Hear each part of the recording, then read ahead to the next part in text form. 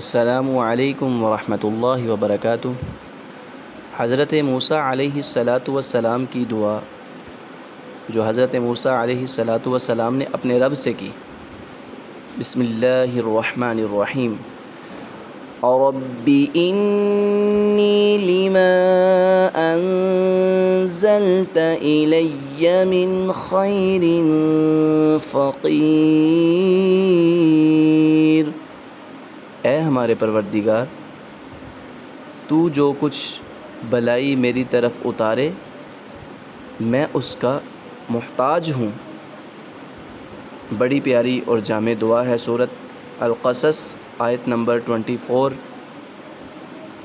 یہ اپنے رب سے کثرت سے دعا کیا کریں کہ اللہ میں محتاج ہوں، تو غنی ہے، تو عطا کرنے والا ہے، میں مانگنے والا ہوں، تو اللہ اپنے بندے کو عطا کرتا ہے۔